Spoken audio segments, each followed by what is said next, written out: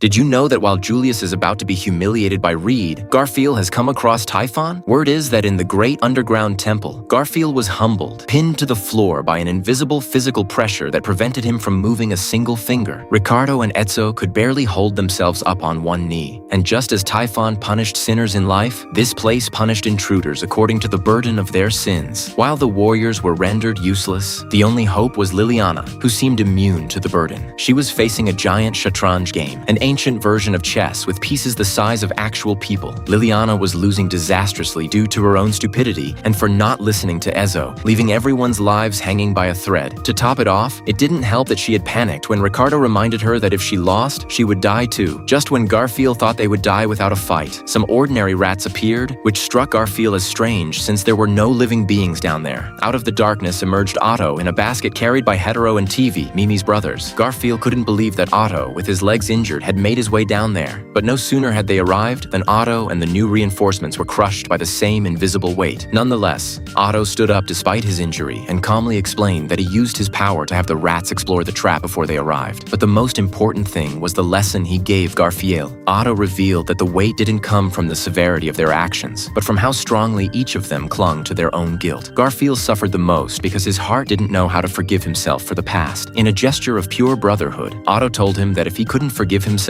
Otto would do it for him. At the same time, Hetero and Tive told Ricardo that they forgave him for having worried them when he lost his right hand. Unfortunately, Ezzo, Garfiel's other companion, had no one to forgive him. This act of acceptance broke the spell on the group, and the weight vanished instantly. With the warriors back on their feet, Garfiel decided they didn't need to follow the logic of the board. Alongside Ricardo, he leaped onto the field and began shattering the stone statues with sheer force and machete slashes. In less than a minute, the duel of wits turned into a slaughter of rubble, proving that for Garfiel, the best way to solve a problem is by breaking it. At the end of the board, they reached the treasure, the witch's remains, a small arm bone that Ezzo deduced belonged to a young girl. While the mage secured the relic in magical cloth, Liliana looked for a place to rest and sat on the sacred pedestal. This accidentally triggered another security mechanism. The ground shook, and a massive flood invaded the temple. Garfiel held onto Otto's basket while the torrent swept them through dark tunnels, while Ricardo hugged TV, Hetero, and Liliana. As for Ezzo, well, he looked out for himself without letting go of the witch's remains. After a violent journey, the group was spat out directly into the canals on the surface of Priestella. There, a stunned Kiritaka muse saw them appear, soaked but with the remains safe. While floating, Garfiel and Otto bumped fists, celebrating that thanks to the merchant's cunning and the warrior's strength, the mission was a total success. Pity that the next news they would receive about Subaru wouldn't be the best, and that would start a journey to the neighboring country. But that's a story you don't know yet. Remember that I've started a cut content series on the channel.